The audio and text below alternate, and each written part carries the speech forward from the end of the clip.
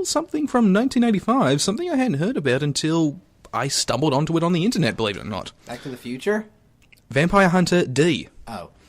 Yes, it's an anime movie, from 1985.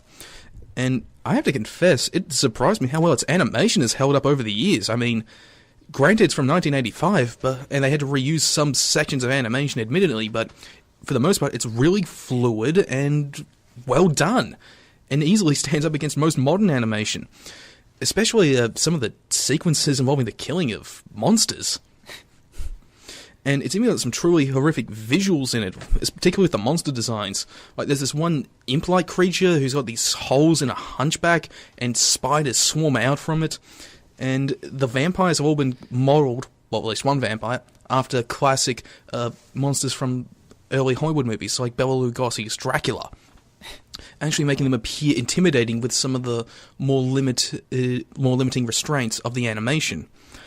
And I gotta confess, the movie actually offers a very nice glimpse into an interesting universe that really makes me want to check out the source material.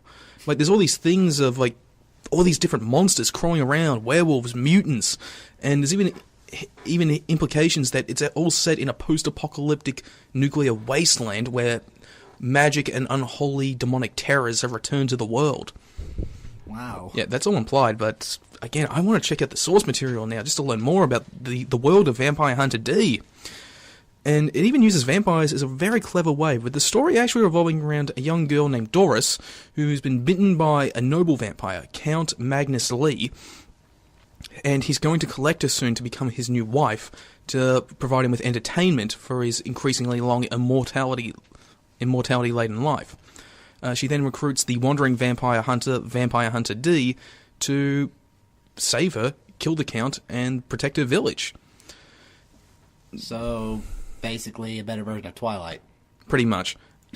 Yeah, and believe it or not, through that scenario, it actually uses vampires, particularly Count Lee, as a metaphor for social elites and how they view the people who exist beneath them in supposed lower social classes, and how little they really care for them.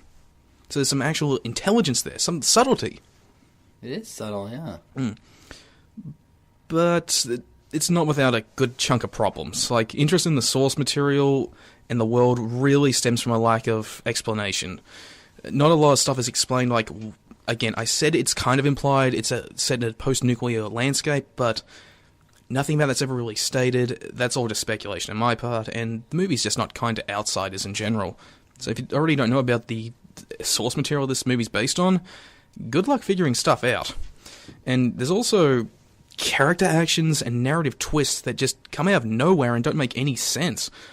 Like, such as Dee and Doris just suddenly confessing love to each other when they haven't been shown falling in love or anything like that. That just made me go, why? Sounds a lot like Five Nights at Freddy's theories. Damn. And not only that, but it's also marred by some anime tropes that really just might put some people off watching it. And such as, like, a protagonist who's supposed to be cool, but how his coolness is presented is just he's stoic and constantly not showing emotion. Plus, it also doesn't help that the ending is just a confusing mess of animation cycles and a Castlevania reference. And ultimately, even though I said there's some clever subtlety to the story, there's just not much to it. Check it out if you want to see an interesting world and universe that most likely has more to offer in its source material, but it's not really a must-see.